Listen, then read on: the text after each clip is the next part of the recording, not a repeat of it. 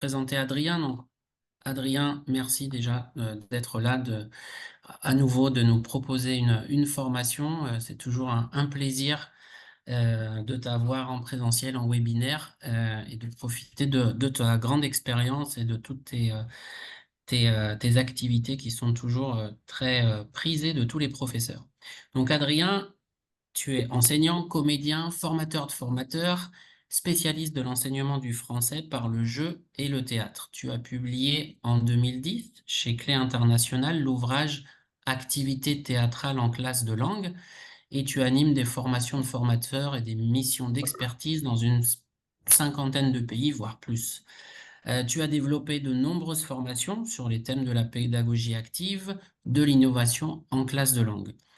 Tu es co-auteur de plus de 17 ouvrages de FLE chez Clé International, des méthodes pour enfants comme Jus d'orange, des méthodes pour adolescents comme Merci et J'aime, la nouvelle collection pour les collégiens, des ouvrages de préparation au DELF avec la collection ABC DELF Junior, et aussi de nombreux titres de lecture de la collection découverte et lecture facile, notamment une dernière sur les Jeux Olympiques qui sort cette année. Tu es également rédacteur de la revue Le Français dans le Monde depuis de nombreuses années, avec une rubrique que tu as, plusieurs rubriques que tu animes dans le Français dans le Monde. Donc voilà, merci beaucoup pour ta présence. Et donc, je vous laisse avec Adrien et sur ce webinaire. Très bien, merci beaucoup Stéphane. Merci. Voilà. Dernière petite annonce, voilà, coupez bien les micros ou la vidéo. Je vous inviterai à participer à certains moments, que ce soit un webinaire interactif. Voilà, il peut y avoir des moments, bien sûr, hein, notamment de lecture et puis aussi d'échange, de partage de questions par la suite. Voilà.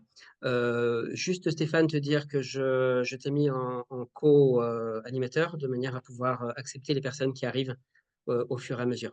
Hein, voilà. Parfait. Très Très bien. bien. Merci. Voilà. Merci encore une fois à toutes et à tous de participer à ce webinaire.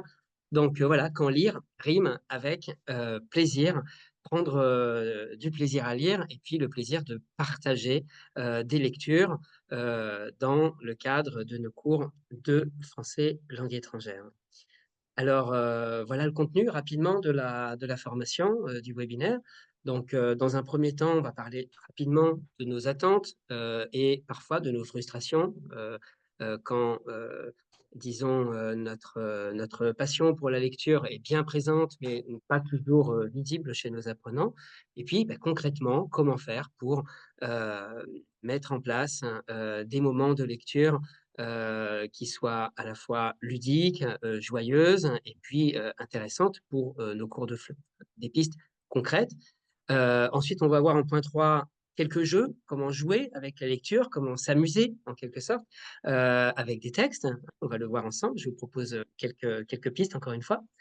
Et puis, concrètement, pourquoi lire? Ça peut être pour le plaisir, c'est le titre du webinaire, mais ça peut être intéressant de savoir pourquoi on lit. Pas uniquement parce que le professeur le demande, mais parce que derrière, il y a une action, une tâche à réaliser. Donc, on le verra également à la fin du webinaire.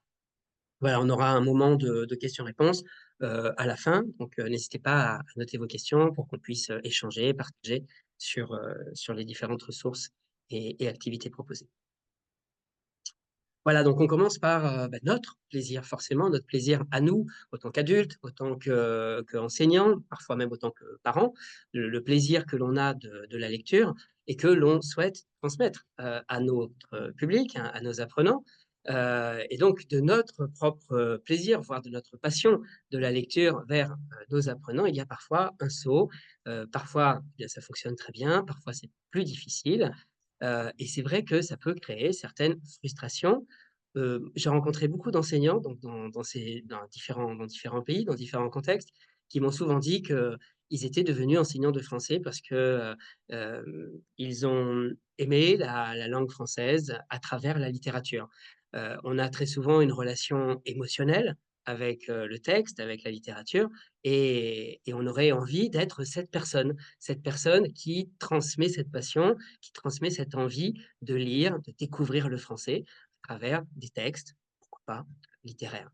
Moi, personnellement, j'ai eu cette personne-là dans ma vie, c'était ma grand-mère. Voilà, je suis allé rechercher des images, de ma grand-mère bibliothécaire, ici à l'école, nouvelle d'Antony, où j'étais d'ailleurs, scolarisé et je passais mon temps à la bibliothèque avec elle, écouter et lire des histoires. Elle était capable de nous transmettre, cette passion véritable qu'elle avait pour les livres et de nous faire complètement voyager hors temps, hors mur, quand on était avec elle dans la bibliothèque. Et forcément, elle était aussi très stricte, parce que je me rappelle qu'elle me disputait très fort quand j'osais poser un livre, même l'objet sacré du livre en quelque sorte. Quand j'osais poser un livre, vous voyez, couverture vers le haut et page vers le bas, là, c'était vraiment la pire chose que je pouvais faire. Il fallait bien fermer le livre, mettre le marque-page, et cetera. Mais il y avait ce respect, bien sûr, pour le livre, mais cette passion complètement, transmise. Quand on arrive à transmettre cette passion-là, parce que nous-mêmes, on est passionnés, souvent il y a des parents qui aimeraient que leurs enfants lisent, mais eux-mêmes ne lisent pas ou ne s'intéressent pas à la lecture, donc forcément c'est difficile d'exiger à un enfant de lire si nous-mêmes on ne lit pas. Mais si on a cette passion, si on a cette envie, il y aura un désir mimétique de la part des apprenants de se dire: «J'ai envie moi aussi de prendre du plaisir à la lecture comme mon professeur, comme mon père, ma mère, comme l'adulte a ce plaisir de la lecture». Alors quand ça fonctionne, c'est magique, et forcément, c'est notre envie. Mais en même temps, peut-être que c'est se fourvoyer que de vouloir, transmettre, cette passion pour la littérature, de la même manière qu'on l'a vécu nous-mêmes. Parce que le temps a changé, la culture a évolué et aujourd'hui, eh bien, les jeunes, ne cherchent pas forcément la même chose ou, lisent d'ailleurs, lisent beaucoup, mais d'une manière complètement différente, de nous. Alors, je reviens toujours sur la même chose, c'est un thème, j'ai l'impression que je répète à chaque formation. Partons de nos apprenants, partons d'eux. Au lieu de partir de nous, de nos envies, de nos désirs, partons de nos apprenants. Qu'est-ce qu'ils font? Qu'est-ce qu'ils aiment faire? Qu'est-ce qui les intéresse dans la vie? Et c'est à partir de là qu'on va réussir à les intéresser au français. Bien oui, ils lisent, bien sûr qu'ils lisent. Ils lisent même beaucoup avec les réseaux sociaux, par exemple. Ils sont très souvent en situation de lecture et même, je dirais plus, en situation d'interaction avec la lecture. Non seulement ils lisent, mais ils interagissent sur ce qu'ils lisent. Ils lisent également des livres de bande dessinée, par exemple, beaucoup, des livres audio, des podcasts. Voilà. Ils peuvent, par exemple, être complètement passionnés par un livre. Alors là, je parle des adolescents, par exemple, voire des jeunes adultes, à travers un Instagrammeur. Il y en a beaucoup qui proposent des livres et parfois, c'est plus le rôle du professeur ou du parent, mais ça passe par un autre biais, notamment par les réseaux sociaux. Donc, s'intéresser au public, le connaître et se dire, pour revenir au plaisir de la lecture, on va partir de notre public au lieu de partir de nous-mêmes. Et pour nous rassurer, quand même, ici, il y a, disons, des études qui ont été réalisées et transmises par le journal Le Monde qui disent qu'effectivement, les jeunes passent plus de temps, 13-19 ans, beaucoup plus de temps sur les écrans. En 2011, c'était 12h20, en 2022, 17h48. Donc oui, il y a une évolution de temps passé sur les écrans, mais ils ne lisent pas moins pour autant, Les jeunes lisent en France, d'après l'étude réalisée, 3h14 par semaine, OK, ils sont 3h50 devant un écran. Mais devant l'écran, encore une fois, il peut y avoir une situation de lecture. Voilà. Simplement, ce n'est pas le type de lecture que l'on identifie comme étant une lecture officielle, notamment littéraire. Alors, ça me donne envie d'appliquer les fameux droits du lecteur d'un monsieur que j'aime beaucoup, qui s'appelle Daniel Pénac. D'ailleurs, je pense que c'est un des auteurs qui m'a donné très envie de lire, avec toute sa collection, toutes les aventures de Malocène. Je recommande aussi très souvent Chagrin d'école aux enseignants, qui est un livre, je pense que tout enseignant doit avoir lu, où il raconte sa propre expérience d'apprenant, cancre, comme il le dit lui-même, et sa vision de l'enseignement depuis le point de vue du cancre. Et donc, dans un de ses livres, il établit les droits du lecteur. Et je pense que c'est intéressant de se pencher un petit peu sur ces droits du lecteur pour que la lecture redevienne un plaisir.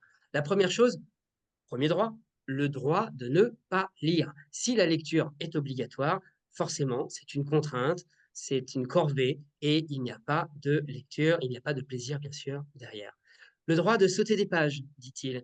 Hein, on y reviendra tout à l'heure, sauter des pages ou sauter des mots qu'on ne comprend pas, sauter des passages entiers qu'on ne comprend pas, hein, se sentir libre de sauter certains éléments, hein, et de ne pas se frustrer à ne pas tout comprendre. Le droit de ne pas finir un livre ou un texte, le droit de relire, hein, on leur demande hein, de le relire régulièrement, le droit de lire n'importe quoi. Ça, j'aime bien ce cinquième droit parce que ça montre bien que c'est intéressant de ne pas se limiter uniquement au texte officiel, donc comme je vous disais, au texte littéraire, voire au texte d'études que l'on leur propose dans le cadre scolaire, mais aussi de lire tout et n'importe quoi. Quand je vous parlais des réseaux sociaux, il y a certaines choses, on peut se dire, pourquoi ils lisent ça? Eh bien, ils lisent, hein, et il n'y a pas de jugement à avoir sur les éléments qu'ils lisent si ça leur apporte du plaisir.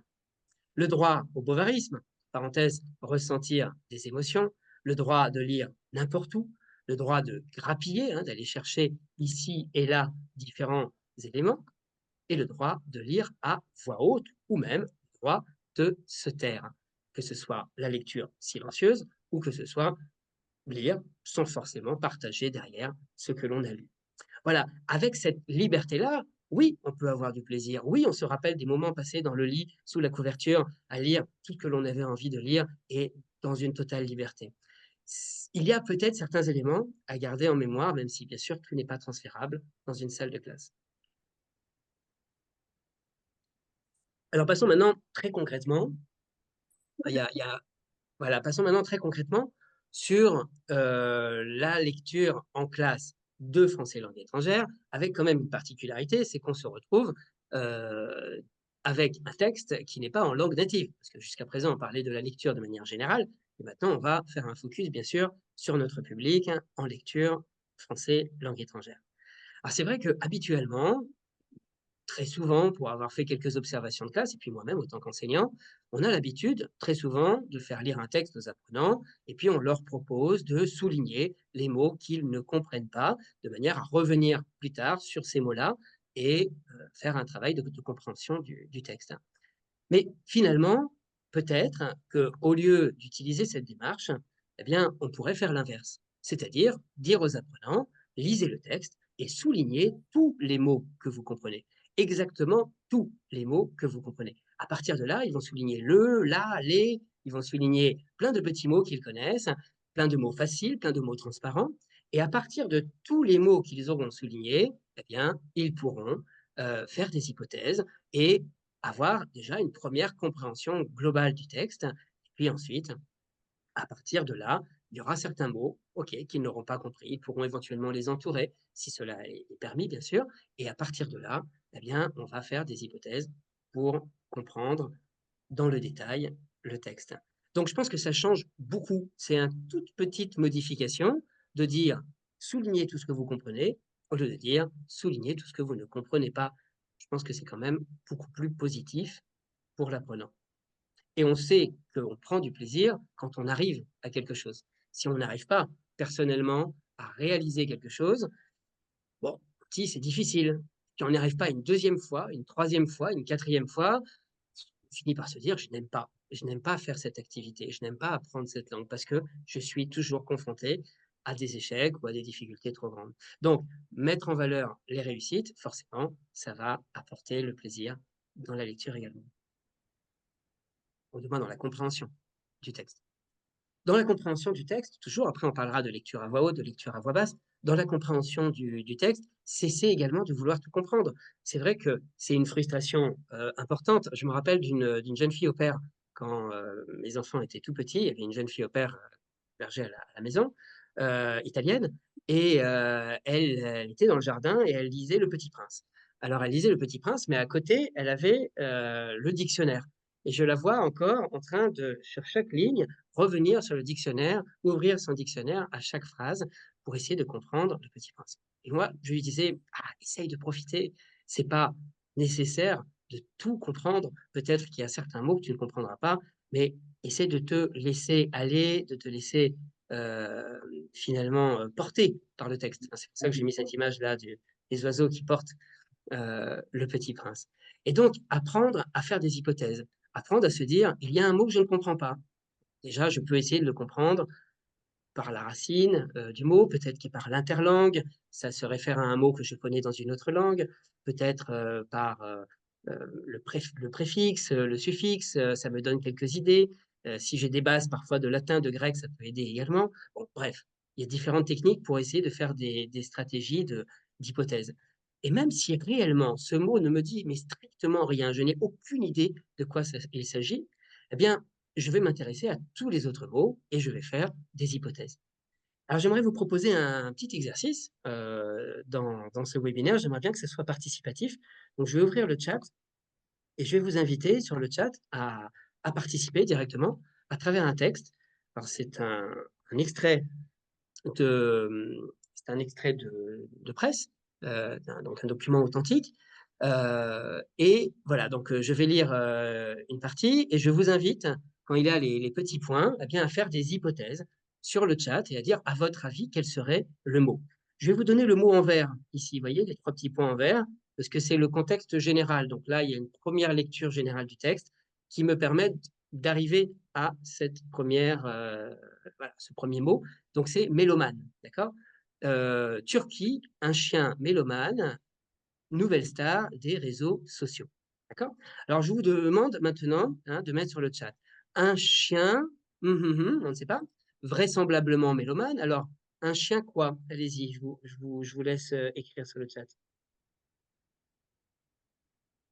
Un chien, fait des hypothèses. On ne connaît pas le mot après chien, mais un chien roux, un chien turc. Ok, pourquoi pas, puisque c'est en Turquie. Un chien bleu, oui, c'est possible aussi. Un chien abandonné, un chien errant. Un chien chanteur, ok, donc on fait des hypothèses. Ok, vraisemblablement mélomane est devenu la nouvelle star des réseaux sociaux cette semaine, après la diffusion d'une vidéo le montrant s'inviter sur scène pendant un concert de musique classique en Turquie. La scène se déroule la semaine dernière près d'Izmir, dans l'ouest de la Turquie, alors, pardon, excusez-moi, alors que l'orchestre de chambre de Vienne, dirigé par le Suédois Ola Rudner, joue la 4e symphonie de Mendelssohn. Le chien monte sur scène, l'air par les notes. L'air quoi? Satisfait, ravi, enchanté, emporté. Et voyez, on a différentes propositions. Attiré, inspiré. On voit quand même là, et d'ailleurs c'est intéressant quand le niveau de langue est suffisant, on va pouvoir travailler sur la synonymie, travailler sur différents synonymes, mots proches, autour de l'idée qui est proposée. Hypnotisé, joli, très bien, belle proposition. Par les notes. Ok. Il, quelque chose, quelques instants, d'un pas de quelque chose. Alors on essaye. Il quoi? Il, il marche peut-être. Il hésite. Ouais, il reste. Ou alors il avance. Quelques instants, d'un pas de quoi? D'un pas de danse. Très bien. Ok. D'un pas de danse. Ouais, il y a pas mal de personnes qui proposent danse. Très bien. Sur scène. D'un pas de loup. Ah, c'est pas mal pour un chien.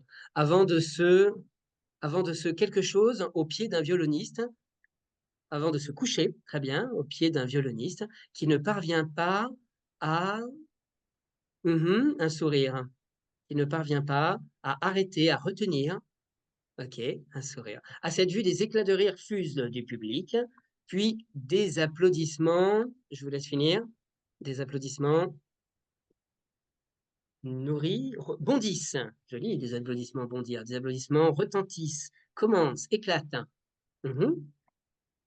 Bien, merci pour vos propositions. Ça fait plaisir de vous voir si actif. La vidéo de la scène qui s'est déroulée lors du Festival international d'Izmir, oh pardon, j'ai perdu la page, lors du Festival d'Izmir, s'est répandue comme une, alors c'est une expression idiomatique, est-ce que certains la connaissent? Se répandre comme une, sur les réseaux sociaux en Turquie, puis dans le monde, alors que les chiens et chats des rues sont globalement traités avec respect par les Turcs. Le moment le plus mignon de la musique classique, a commenté sur Twitter Fazil Say, pianiste turc de renommée mondiale qui s'est produit lors du festival. Ah, comme un petit pain, propose quelqu'un, ou comme une traînée de poudre. Ok. Bien, avec nos propositions, on est d'accord qu'on s'est quand même fait une idée sur ce qui s'est passé. Il y a des mots, on n'a aucune idée de ce que ça veut dire. On a mis des points d'interrogation, on ne sait vraiment pas ce que ça veut dire. Mais à travers cet petit exercice d'hypothèse, on arrive maintenant quand même à savoir plus ou moins ce qui s'est passé. Et on pourra répondre aux questions de compréhension, même si c'est une activité de type DELF, on arrivera toujours, presque toujours, à répondre à ces différentes questions. Vous avez envie de voir maintenant quel est le vrai texte? Vous voyez, on suscite l'envie de savoir. Parce que si je vous montre un texte tel quel et que je souligne les mots et que j'explique les mots, peut-être ça ne va pas spécialement vous intéresser. Alors que là, maintenant, vous aimeriez savoir, est-ce que vous avez dit juste? Est-ce que c'était réel ce que vous avez proposé? Est-ce que vous vous êtes trompé? Mais ce n'est pas un exercice, c'est devenu un jeu, hein. Et ça va amener le plaisir, bien sûr, également de la lecture et de la compréhension. Alors regardez, c'était un chien errant. C'est pas mal, hein? Où il y avait quelqu'un qui l'avait dit. Et puis sinon, voilà, vous avez dit également d'autres, d'autres propositions qui étaient très proches, hein. Et puis ensuite, il était quoi? Il était absorbé par les notes, hein. Alors oui, il était intéressé, on a dit, je crois. Il était voilà, absorbé, intéressé finalement, hein. On est d'accord que le message est passé. On avait dit, il reste, il marche, il avance. Bon, ben, il déambule. Effectivement, c'est plus fin comme terme. Mais voilà, comme un pas de sénateur. Alors nous, on avait imaginé un pas de danse. Est-ce que ça gêne la compréhension? Pas vraiment. Avant de se lever, hein, il n'arrive pas à réprimer un sourire, vous l'avez dit, et des applaudissements retentissent. Et puis enfin, c'était bien une traînée de poudre, l'expression idiomatique. Voilà, donc si on fait ça sur, on ne peut pas le faire tout le temps sur tous les textes, mais régulièrement, vous les amenez à aller à la rencontre du texte, à faire leurs hypothèses, à être actifs dans le texte, je pense que ça peut vraiment les aider. Voilà. Stéphane, je t'invite à continuer. J'accepte régulièrement des personnes qui arrivent parce que ça s'affiche, mais si tu les vois, je veux bien que tu les acceptes aussi, comme ça me permet de rester Oui, dessus. oui. Merci. Merci. Ok, super. Très bien. Allez, on continue. Proposition 3. Varier les types de lecture. Bon, là, vraiment, je vous apprends rien, hein, c'est quelque chose que vous avez forcément l'habitude de faire, mais peut-être quand même se reposer la question. Peut-être parfois, par simplicité, on a envie de lire le texte parce qu'ils ont du mal à le lire à voix haute, parce que ça peut être long, ça peut être périlleux, et on a des gouttes qui coulent en disant mon Dieu. Alors du coup, on se dit allez, c'est bon, je le lis moi. Mais en le faisant comme ça, eh bien finalement, on leur enlève la possibilité de se tester en lecture. Donc la première lecture va rester généralement silencieuse. Ils vont s'approprier la lecture, ils vont la lire par eux-mêmes. Je parle souvent en termes dans les techniques d'animation de cours, d'un oscilloscope dans le rythme du cours.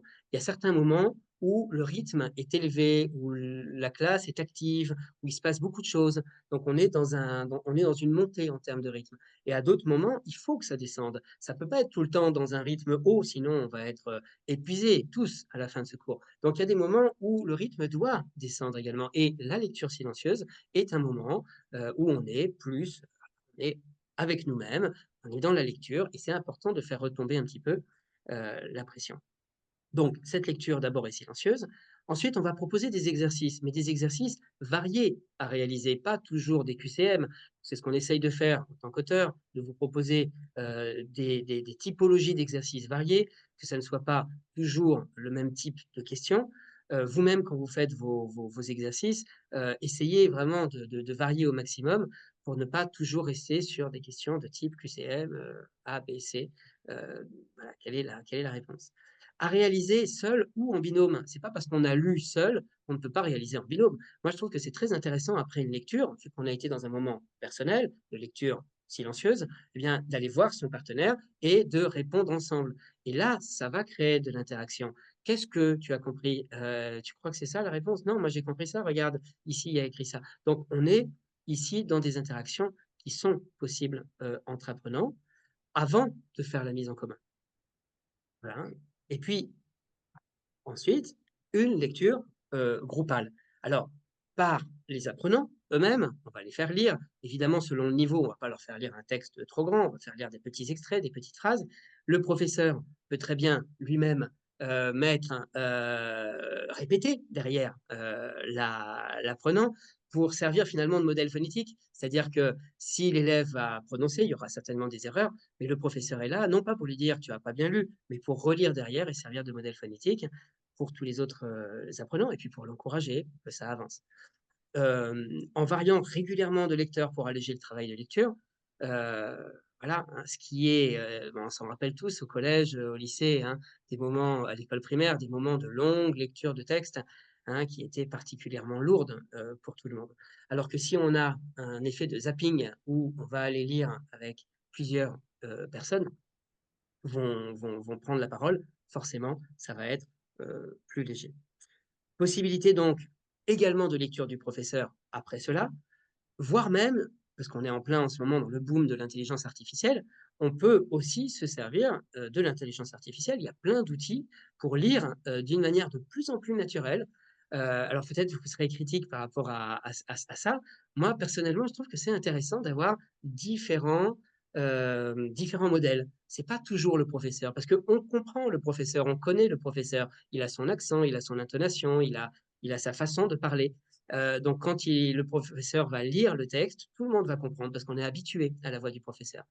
Mais ça peut être intéressant de faire parler un francophone, quelqu'un d'extérieur, faire venir un conteur. Évidemment, ça serait l'idéal. Mais on ne peut pas toujours le faire. Alors on peut utiliser, moi j'utilise beaucoup quand j'écris personnellement, mes textes personnels, j'ai besoin, après je me lève et j'écoute par des voix de synthèse que je l'ai écrit pour voir le rythme, si ça va pas. Et donc cet outil, je vous le recommande aussi, vous pouvez l'utiliser en classe. Voilà, donc c'est ici, ça s'appelle Natural Reader, c'est gratuit. Là, je vous ai mis un petit extrait d'un conte. Il y a plein de voix différentes. Je vous fais juste un tout petit extrait. Les hommes les plus beaux, Ah, pardon, on va revenir au début. les hommes les plus beaux. Un roi voulait marier sa fille, mais celle-ci ne trouvait aucun prétendant à son goût. Les hommes les plus beaux, les plus riches, les plus nobles, les plus valeureux faisaient en vain leur cour. En vain, ils déposaient fleurs et cadeaux à ses pieds, qu'elle avait menus et fins, reconnaissons-le, et c'était soudain en les regardant comme si le reste du monde n'était peuplé que de palmipèdes. C'est un peu difficile, hein, je l'avoue, je suis allé chercher là tout à l'heure sur Internet. Mais vous voyez que ici, on va pouvoir réduire, elle va pouvoir parler plus lentement, plus rapidement. Il va y avoir plusieurs voix, hein, vous voyez, il y a plein de voix. Et je trouve quand même qu'il y a une certaine amélioration en termes de naturel de voix par rapport aux voix de synthèse habituelles que l'on a l'habitude d'entendre.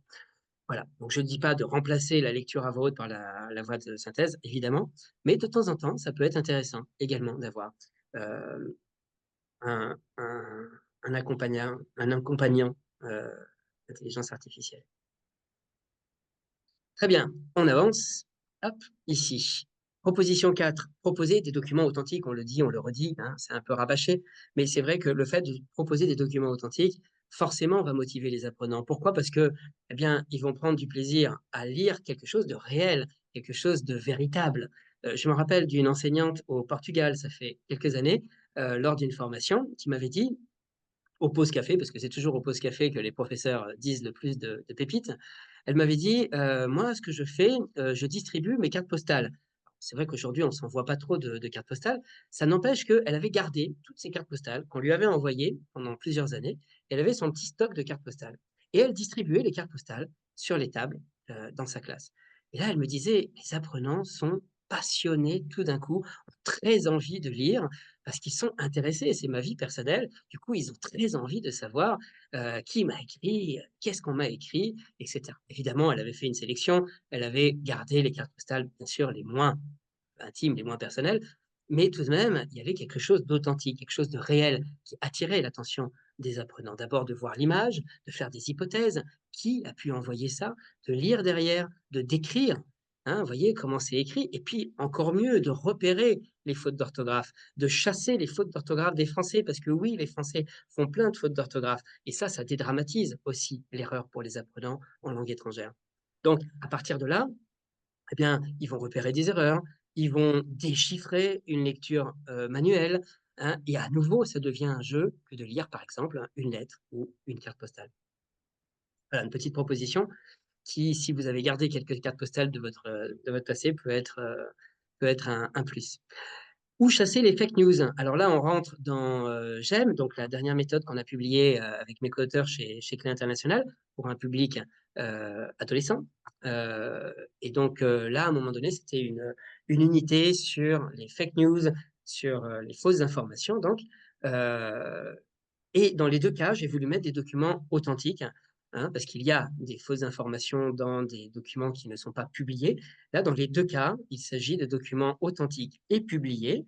On voit ici le Sud-Ouest, hein, Sud-Ouest FR, donc on sent que là, quand même, c'est un vrai journal et ça parle d'un jeune homme de 29 ans, sans domicile ni résidence fixe.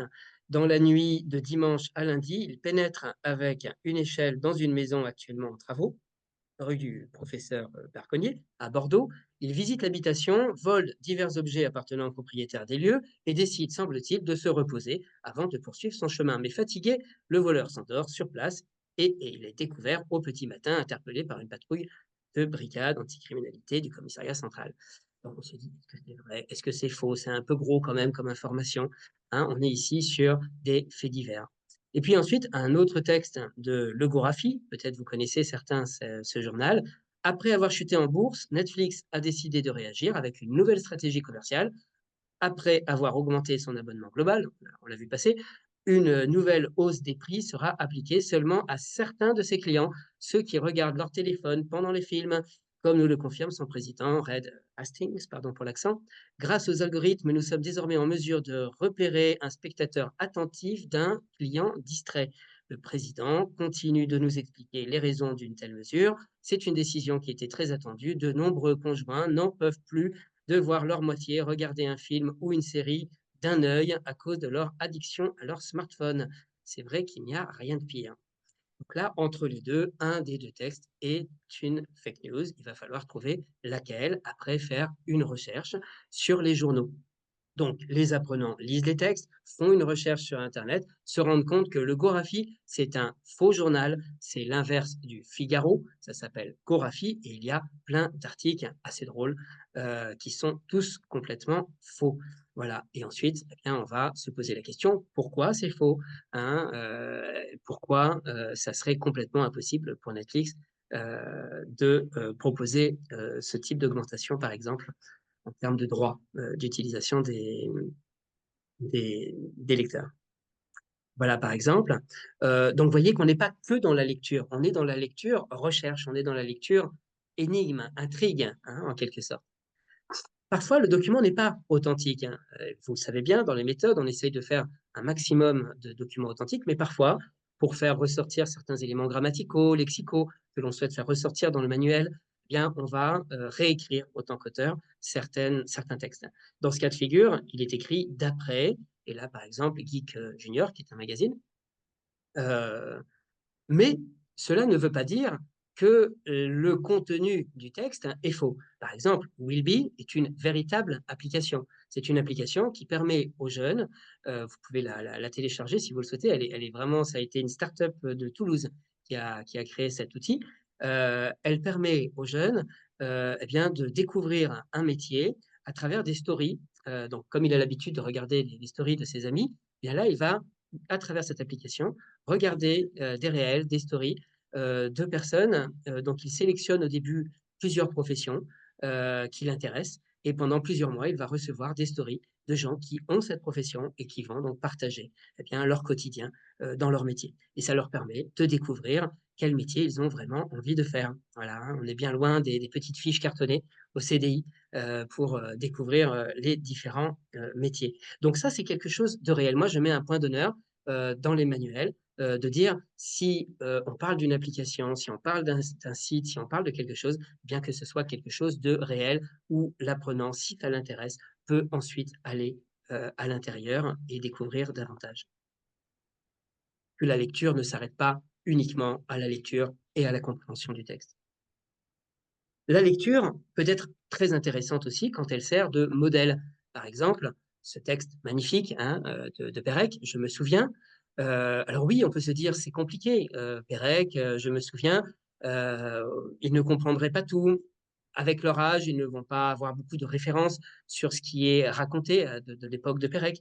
Donc, vous voyez, ici, on a fait plusieurs coupes, hein, parce qu'effectivement, on ne pourrait pas mettre le texte complet des Je me souviens de Pérec, mais on va mettre plusieurs petits extraits pour servir de modèle et demander aux apprenants de ressortir des souvenirs positifs, des souvenirs négatifs à l'école, un souvenir terrifiant, un souvenir amusant, et à partir de là, écrire, hein, c'est l'activité suivante, avec ton ou ta voisine, liste 6 souvenirs à la manière de Pérec. Donc on voit bien que le texte ne se limite pas à lui-même, mais sert de modèle, de trampoline, j'ai envie de dire, à une production en classe et une production créative. Oh, pardon, excusez-moi.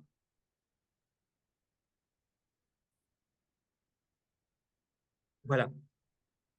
Hein, donc ici, documents authentiques, oui, ils sont authentiques, mais surtout, qu'est-ce qu'ils permettent? Ce n'est pas simplement qu'ils soient authentiques, parce qu'un document authentique, trituré, avec plein de questions, découpé, où tout finalement ne porte plus que sur la compréhension du texte, perd toute son authenticité. Ça devient un document d'étude. Un document authentique, il est intéressant parce que à la base, il n'est pas fait pour apprendre la langue. Il est fait pour les gens dans tous les jours.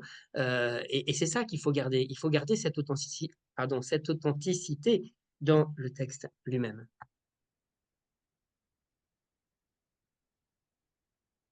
Comment faire? Alors, toujours pour la lecture plaisir, eh bien, peut-être s'appuyer, hein, je reviens sur ce que je disais au début, partir de nos apprenants. Qui sont-ils? Qu'est-ce qu'ils aiment? Qu'est-ce qu'ils regardent? Qu'est-ce qu'ils font en dehors des cours? Et forcément, ils regardent des séries Netflix, forcément, ils vont sur les réseaux sociaux. Donc, ils vont découvrir parfois des séries qui vont leur plaire. Alors, c'est le cas, par exemple, hein, du Phénomène Lupin sur Netflix. Après le succès de la série, Arsène Lupin de Maurice Blanc s'est classé à la 2e place en littérature jeunesse en 2021, derrière le classique de Harry Potter quand même, hein, volume 1, à partir de la série. Donc c'est là où on voit qu'il peut y avoir encore une fois un trampoline, où on se dit, ah ben tiens, en ce moment tout le monde parle d'une série en particulier ou d'un film qui vient de sortir, eh bien, c'est l'occasion de les amener à lire et à utiliser bien ce que l'on propose. Là, par exemple, chez Clé International, déjà, vous avez les confidences d'Arsène Lupin hein, dans Lecture Clé. Donc, ça peut être intéressant, s'ils ont aimé la série, de les rediriger vers ce type de lecture. Et puis, dans J'aime, on a bien sûr sauté sur l'occasion parce qu'on a euh, toute une pardon, une partie de la méthode, je viens de perdre les mots, euh, qui, euh, qui est dédiée à la résolution d'énigmes, à la création d'un escape game, à l'enquête policière hein, à l'intérieur de GEM 3. Voilà, c'est l'unité 3. Donc là, on part réellement du film et on les amène vers la littérature. Dans un premier temps, on les amène vers la version simplifiée de la lecture facile internationale, mais qui est très bien faite, hein, parce que vous voyez qu'ici, le narrateur raconte les secrets d'Arsène Lupin, et en fait, c'est toute une énigme, ce petit extrait est toute une énigme en soi à résoudre. Ça leur permet de découvrir qu'est-ce qu'une énigme quand Arsène est en train de la résoudre en direct dans le texte. Voilà, donc passer de Netflix à l'écriture, ça peut, pas à la lecture, pardon, ça peut être intéressant. La même chose hein, avec le phénomène des Trois Mousquetaires, hein, voilà, et puis l'âme de Milady qui est sortie il y a quelques mois, et des Trois Mousquetaires, c'est pareil, on a sauté sur l'occasion avec cette fois-ci J'aime 5, le tout dernier niveau, où là, cette fois-ci, moi, j'ai vraiment insisté pour qu'on puisse avoir un extrait authentique du texte d'Alexandre Dumas, puisqu'on voit qu'un texte authentique n'est pas forcément toujours trop complexe. Hein. Là, ici, on l'a. D'Artagnan a provoqué 3 hommes en duel. Ces 3 adversaires arrivent en même temps. Maintenant arrive le moment authentique. Ah ah, fit-il, qu'est-ce que cela? C'est avec monsieur que je me bats, dit Athos, en montrant de la main d'Artagnan et en le saluant d'un même geste. C'est avec lui que je me bats aussi, dit Porthos. Mais à 1 heure seulement, répondit d'Artagnan. Et moi aussi. C'est avec monsieur que je me bats, dit Aramis en arrivant à son tour sur le terrain. Mais à 2 heures seulement, fit d'Artagnan, avec le même calme. Et donc là, on voit cette situation qu'on retrouve dans euh, le film et même dans la bande-annonce du film. Donc vous pouvez avoir la bande-annonce du film qui est très bien faite et à côté l'extrait et arriver à repérer qui parle, qui dit quoi. Et dans ce cas de figure, on travaillait ici sur le discours indirect. Que dit tel personnage? Que dit tel autre? Hein, de manière à travailler le discours indirect. Parce que là, on est déjà sur un niveau plus avancé au niveau 5. Alors, voilà, on en parlait tout à l'heure à l'introduction. Effectivement, la toute dernière sortie sur laquelle j'ai pu participer avec Véronique Brouet s'appelle Olympe à Paris. C'est une lecture facile sur le thème des Jeux Olympiques. Là aussi, surfer un petit peu sur la vague de l'olympisme hein, et de l'actualité peut être intéressant pour motiver vos apprenants. Ils sont souvent intéressés au sport. D'ailleurs, j'avais écrit il y a quelques années une autre lecture facile qui s'appelle Intrigue au stade pour les préadolescents passionnés de foot, avec une équipe de football qui gagne toujours et on se demande pourquoi. Une petite enquête sur cette intrigue. Et là, à nouveau, thématique du sport avec Olympe à Paris. Voilà. Donc, ben voilà, c'était simplement pour vous faire découvrir ce livre. Un tout petit extrait, j'avais envie de le partager avec vous parce que voilà, il vient de sortir pour vous raconter un petit peu l'anecdote. Donc là, vous voyez ici l'image hein, où il y a donc deux jeunes filles qui ouvrent une valise et puis à l'intérieur, elles trouvent des éléments et une note. Alors, je vous le lis, après, je vais vous faire lire, hein, parce que là, je lis beaucoup moi-même. Tout à l'heure, c'est vous qui allez lire aussi un petit peu. Donc, Louane accepte. Quelques secondes plus tard, elle pousse un cri. Non, c'est pas possible, c'est pas ma valise. Quoi? Qu'est-ce qui se passe? Tu t'es trompé de valise. Olympe, ce ne sont pas mes affaires. J'ai rendez-vous avec Erwan ce soir. Comment je vais m'habiller? Arrête avec ton Erwan. Regardons dans cette valise. Ça va peut-être nous aider à trouver son propriétaire. Et excusez-moi, je ne vous ai pas fait l'introduction. Elles viennent de l'aéroport et elles ont récupéré leur valise. Et là, elles sont à l'hôtel, elles ouvrent la valise et elles se rendent compte, eh bien, que, en fait, elles, elles, elles ne sont, bah, il ne s'agit pas de leur valise à elles. Donc voilà, donc elles vont dire arrête avec ton Erwan, regardons dans cette valise, ça va peut-être nous aider à trouver son propriétaire. À l'intérieur, il y a un kimono, une carte du village olympique et une lettre. Tu es le meilleur, Alexandros, bonne chance, on t'attend avec une médaille d'or. Au fond, sous les habits, il y a un objet rond et lourd. Regarde, une médaille olympique, s'exclame Louane. Alexandros est un athlète, hein, c'est sûr. Il ne pourra pas participer à la compétition sans ses affaires. Il faut à tout prix le retrouver avant le début des JO. Oui, et aussi retrouver mes vêtements par la même occasion. Quelle histoire. Voilà, donc ce sont ces deux sœurs, en fait, qui viennent participer aux Jeux Olympiques, hein, puisque une des deux sœurs va écrire pour le journal de son collège un article sur les Jeux Olympiques. Et puis, arrivée à l'aéroport, effectivement, elles se trompent de valise et eh bien, elles vont aller à la recherche de cet athlète qui ne pourra pas participer tant qu'il ne retrouve pas ses affaires. Et donc, elles vont circuler dans différents espaces et rencontrer des personnes passionnantes et vivre plein d'aventures jusqu'à découvrir le fin mot de l'histoire. Je ne vous le dis pas pour ne pas vous cacher la surprise finale. Voilà. Euh, voilà, donc simplement ici, donc Louane hein, et Olympe, Olympe qui elle-même est sur un fauteuil roulant, mais ça ne l'empêche pas de vivre justement mille aventures et de parler de la partie paralympique qui est également très importante, hein, notamment pour ces JO.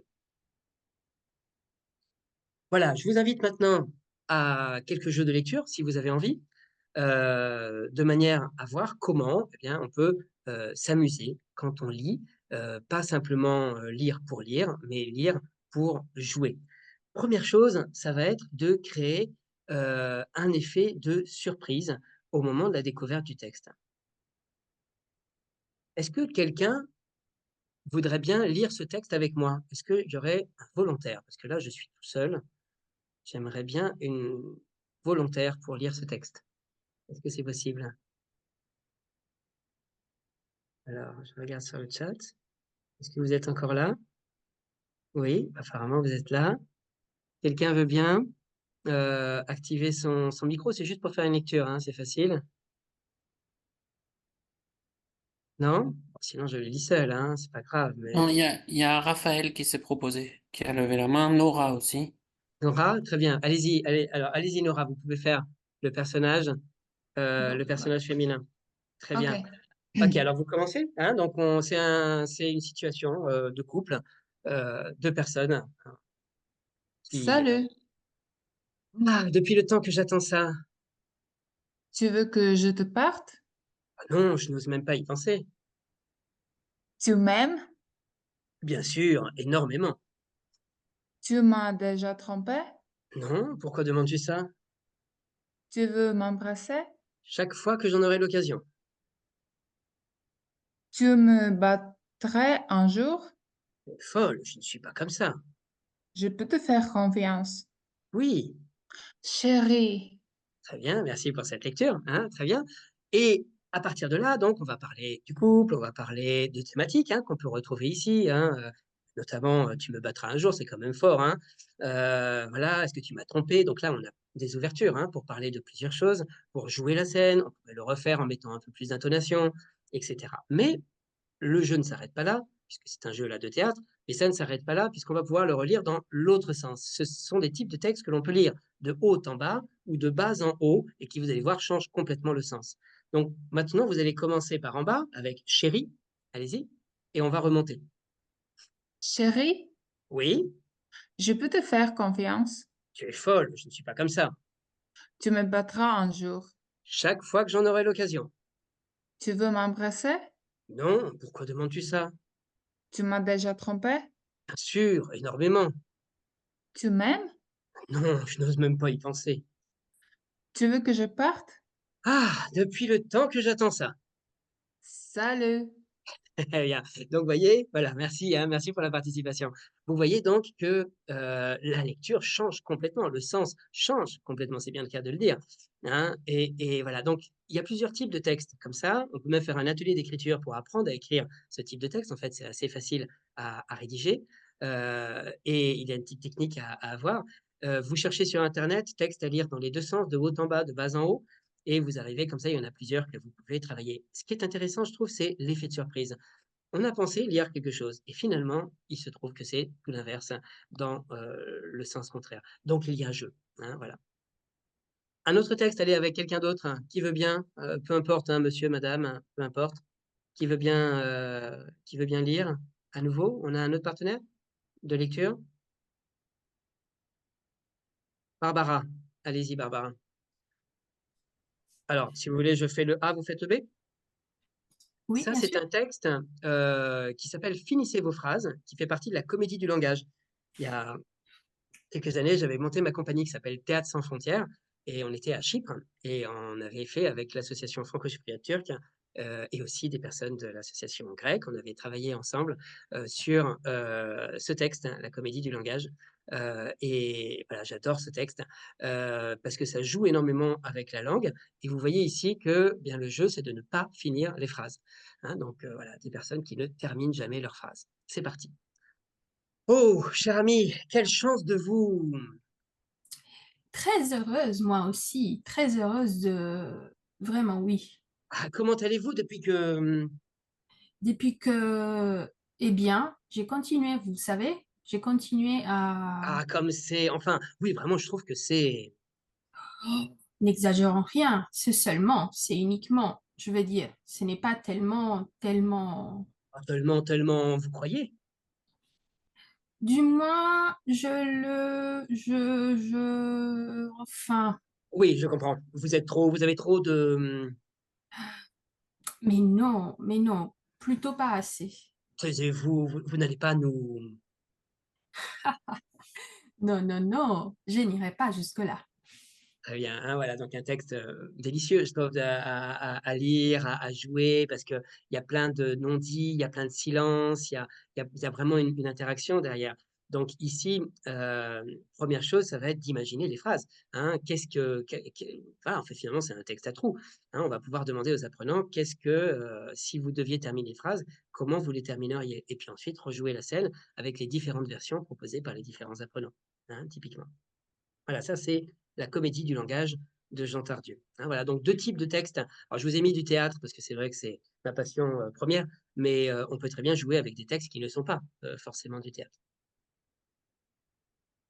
Alors ici, j'aimerais sortir un petit peu vers des outils numériques, notamment ce site fantastique canadien qui s'appelle Alloprof, qui propose plein de jeux pour l'apprentissage du français, pas langue étrangère, plutôt en langue maternelle au Québec.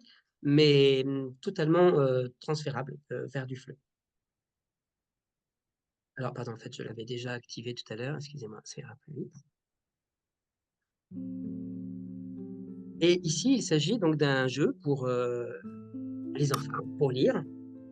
Alors, c'est vrai que ça demande un niveau de lecture, un niveau de français qui est quand même un petit peu plus haut que des tout petits niveaux A.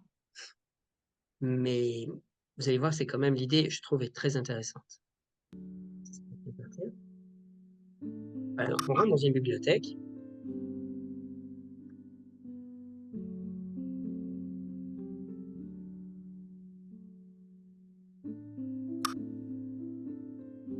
Là, on arrive dans un endroit magique.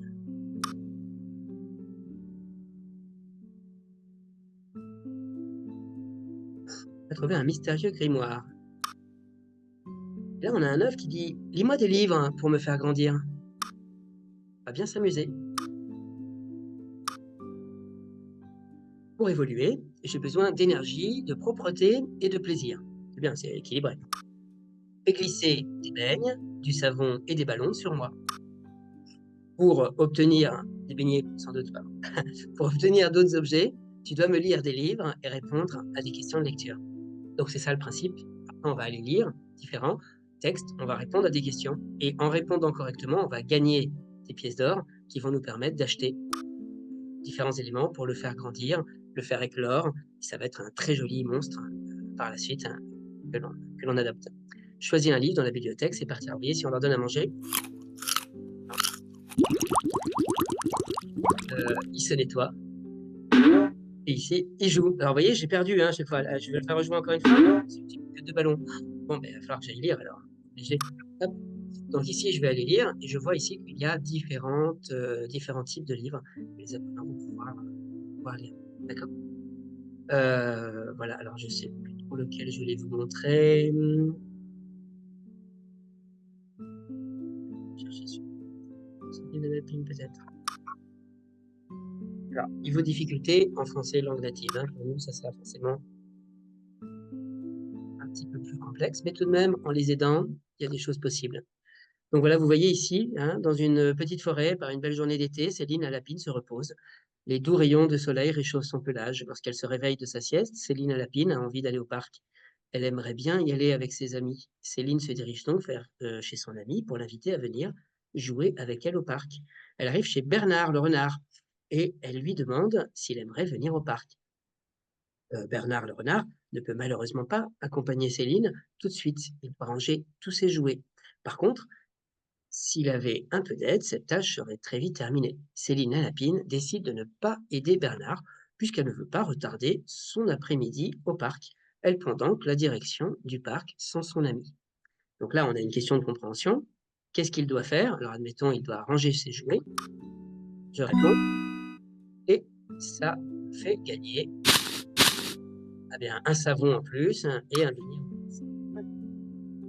On peut passer au suivant. Vrai ou faux? Céline la lapide n'aide pas son ami Bernard le renard car elle ne veut pas retarder son après-midi au parc. C'est vrai. Et je fais à nouveau gagner plusieurs choses. Voilà. Donc je vais pouvoir revenir voir mon monstre et maintenant, j'en ai un petit peu que je vais bientôt éclore et petit à petit, il va se transformer, il va grandir, etc. Voilà, donc c'est vraiment ici, je trouve un outil qui plaît beaucoup en fait aux enfants et qui leur donne envie de lire plus, de faire des efforts de compréhension pour pouvoir faire évoluer leur personnage. Voilà, et ça c'était pour les enfants. Pour ceux qui travaillent avec un public adolescent, un autre outil, voilà, parce que je voulais quand même vous montrer une certaine diversité d'outils. On parlait des bandes dessinées. Alors, il y a plein de bandes dessinées que vous retrouvez aussi dans les ouvrages Clé internationale. Vous avez plein de bandes dessinées à l'intérieur des ouvrages. Vous avez des livres spécialement avec des bandes dessinées. Donc, vous avez vraiment des choses qui sont complètement adaptées. C'est ça qui est très intéressant et généralement toujours d'ailleurs très, très, très bien réalisé. Toutefois, on le sait, ça peut toujours être intéressant d'aller chercher quelques ressources, avec notamment des applications mobiles, parce qu'encore une fois, les jeunes aiment ces applications, les utilisent à côté des cours, et donc ça peut être intéressant d'aller chercher à l'extérieur. Pour cela, eh bien, on peut aller ici. Donc, c'est une application mobile qui s'appelle Webtoon, qui est très appréciée des ados. Et je vous montre une petite vidéo qui présente très bien comment ça fonctionne. C'est par système de crawl, hein, on va faire défiler l'histoire.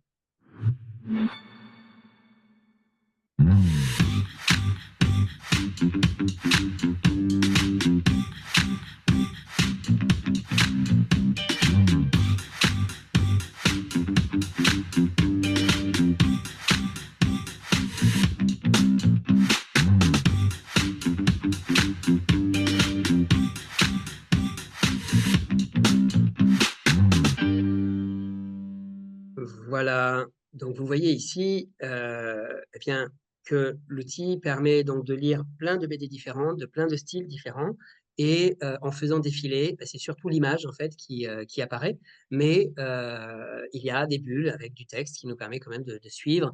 Généralement, c'est quand même assez accessible, je trouve. Autre chose que je trouve intéressant, que ce soit s'abonner comme ça sur une application mobile ou s'abonner à un magazine, hein, par exemple, voilà, le grand classique, c'était J'aime lire, hein, c'est ça qui a donné envie à beaucoup d'enfants de lire. Moi, mes enfants, ils sont abonnés à Okapi. Le soir, on lit des histoires avec Okapi, on lit des BD d'ailleurs ensemble hein, avec Okapi. Le fait d'être abonné, je trouve que c'est intéressant parce que on n'a pas l'action d'aller chercher un livre à la médiathèque, à la bibliothèque de l'école ou d'aller acheter un livre. Ça, c'est une action de se dire je m'intéresse à la lecture, donc je vais acheter. Alors que quand on est abonné, on reçoit à la maison directement des ressources avec bien, du texte à lire et donc ben, voilà, on l'a là avec nous. Ça peut faciliter aussi l'envie de lire chez certaines personnes qui ne seraient pas allées vers la lecture, mais la lecture vient à eux. Voilà, et on arrive donc sur la dernière partie du webinaire, parce qu'on va essayer de pas trop retarder par rapport à l'horaire. Ne pas lire, parce que le professeur le demande, mais bien dans un but précis. Hein, dans un but précis, ça peut être par plaisir, on l'a vu, mais ça peut être aussi pour réaliser quelque chose. Alors, par exemple, ici, pour réaliser une recherche, pour s'intéresser à un thème, quand on a une activité, alors dans GEM, on a énormément d'activités de médiation. Hein, on a mis vraiment en avant cette partie médiation, c'est-à-dire qu'on va aller demander aux apprenants de faire des recherches, de s'intéresser à quelque chose, puis ensuite de transmettre ce qu'ils ont trouvé. De façon à partager leur découverte. Donc là, on va faire des recherches sur Foxboy, par exemple, le super-héros, on va faire des recherches par deux sur la bordelaise Iris pardon, Duquesne au sommet de New York à côté de Greta Thunberg. Donc là, ici, on va demander aux apprenants d'aller sur Internet. C'est pas lire juste pour lire, c'est lire pour faire des recherches, pour rechercher une information et ensuite le transmettre aux apprenants. Encore mieux si c'est dans le cadre d'un projet. Dans le cadre d'un projet, dans GEM, on a toujours des projets qui apparaissent à la fin de chaque double page. Vous avez la première étape du projet, la deuxième étape du projet, la troisième étape du projet, et on sollicite régulièrement les apprenants à aller rechercher des informations et à les transmettre à leurs camarades. Donc là, on a une lecture active et utile pour l'apprenant. Même dans des ouvrages comme on en parlait en introduction ABC Delphes, pour la préparation au Delphes, moi ça me passionne d'écrire. Là en ce moment on est en train de refaire toute la collection avec les nouveaux formats en totalité, hein, puisqu'actuellement c'est encore ancien et nouveau format, puisque c'est comme ça que les certifications se passent encore actuellement, mais bientôt ça va devenir entièrement du nouveau format. C'est passionnant d'aller à la recherche de documents authentiques, d'aller à la recherche d'articles. Il y a des choses qui sont des textes qui parlent réellement aux apprenants. Voilà, en tout cas, c'est quelque chose, quand on fait le tri, on essaye de rechercher des thématiques qui vont plaire aux apprenants et qui vont leur permettre de pas seulement faire un exercice de préparation à une certification, sinon aussi de découvrir des choses, de grandir, de s'intéresser à des thématiques. Alors là, par exemple, ça, je sais que ça plaît beaucoup aux ados.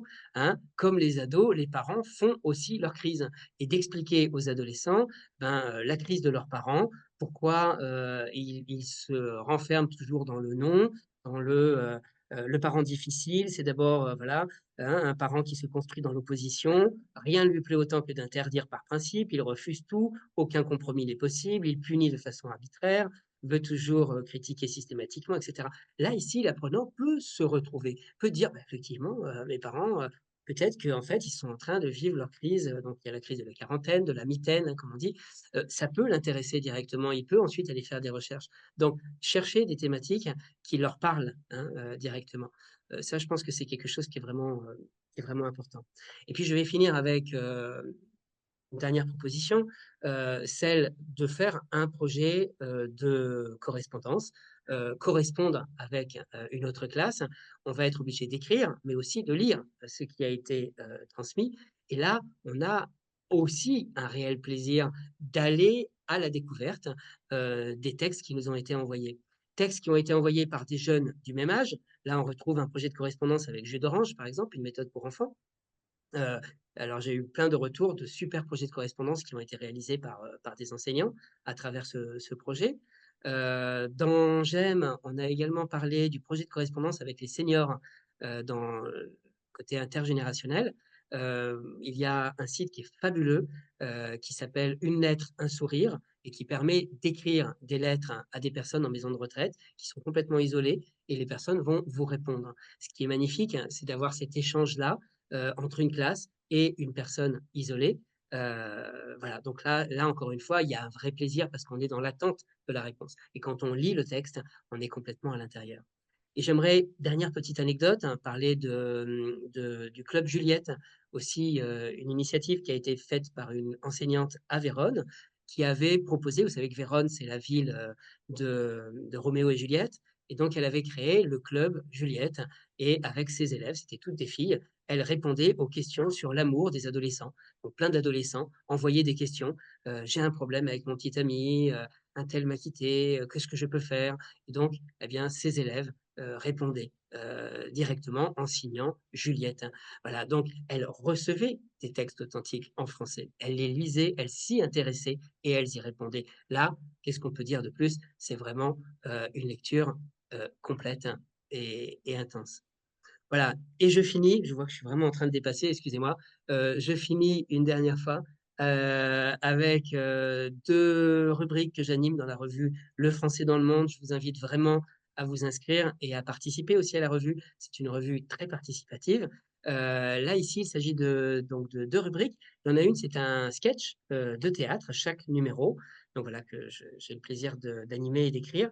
Vous voyez ici que dans la scénette de théâtre, vous avez non seulement le texte avec les dialogues, mais vous avez aussi les didascalies qui donnent tous les éléments pour mettre en scène ce texte. Donc, bien sûr, vous pouvez le lire et le faire lire à vos apprenants, mais l'idée quand même principale, c'est ensuite de le faire jouer et d'utiliser des didascalies pour mettre en scène ce texte. Voilà, donc c'est vraiment une technique où j'essaye au maximum de faire en sorte que plusieurs apprenants participent et qu'il y ait de l'action sur scène, que ça soit pas uniquement déclamer un texte, mais réellement l'interpréter.